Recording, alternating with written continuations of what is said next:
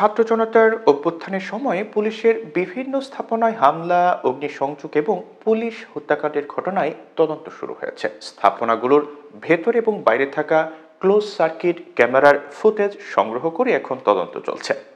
ফুটেজে চিহ্নিত হচ্ছে হামলার সঙ্গে কারা সম্পৃক্ত আছেন। তদন্তকারী কর্মকর্তারা জানিয়েছে যে হামলার সময় প্রায় সব ঘটনায় বহিরাগতর অংশ নিয়েছিল, কেউ কেউ ভিনদেশী বলে তদন্তে বেরিয়ে আসছে। বিষয়টি আরো গভীরে গিয়ে তদন্ত করা হচ্ছে।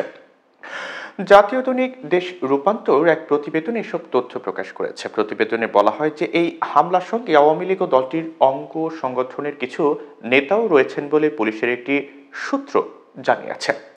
এই প্রসঙ্গে পুলিশ সদর দপ্তরের ডিআইজি পদমর্যাদার এক কর্মকর্তা দেশ রূপান্তরকে বলেন যে থানার ভেতরে ও বাইরে থাকা সিসি ক্যামেরার ফুটেজগুলো সংগ্রহ করা হয়েছে। কিছু ফুটেজে ভিনদেশী কিছু লোকের অস্তিত্ব মিলেছে, আবার আওয়ামী লীগ ও দলটির অঙ্গ সংগঠনের নেতাকর্মী হামলার সঙ্গে জড়িত থাকার তথ্য মিলেছে।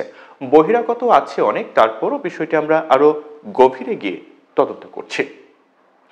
এই কর্মকর্তা আরো বলেন, প্রথমে এসব ঘটনায় থানায় মামলা বা জিডি হয়নি, তবে গত 2 মাসের ব্যবধানে হামলার ঘটনায় মামলা হয়েছে। এসব ঘটনায় তদন্ত করতে পুলিশ সদর দপ্তর থেকে পুলিশের সবকটি ইউনিট প্রধান, রেঞ্জ ডিআইজি ও জেলার পুলিশ সুপারদের কাছে বিশেষ বার্তা পাঠানো হয়েছে। তবে কোনো নিরাপরাধ লোকজন যাতে হয়রানির শিকার না হয় সেদিকে বিশেষ নজর দিতে তদন্তকারী সংস্থাগুলোকে বিশেষ নির্দেশনা দেওয়া হয়েছে।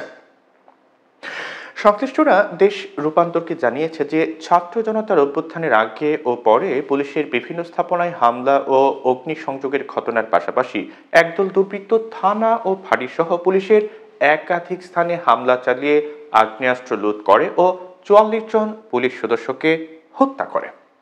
এই প্রসঙ্গে স্বরাষ্ট্র মন্ত্রণালয়ের এক কর্মকর্তা দেশ রূপান্তরকে বলেন যে 200-র বেশি পুলিশ কর্মকর্তা ও অন্য সদস্যদের বরখাস্ত বা বাধ্যতামূলক অবসরে পাঠানো হচ্ছে। তারা ছাত্র জনতার আন্দোলনে তাণ্ডব লীলা চালাতে সহায়তা করেছেন, আবার কেউ কেউ সরাসরি এই তাণ্ডব লীলায় সম্পৃক্ত ছিলেন।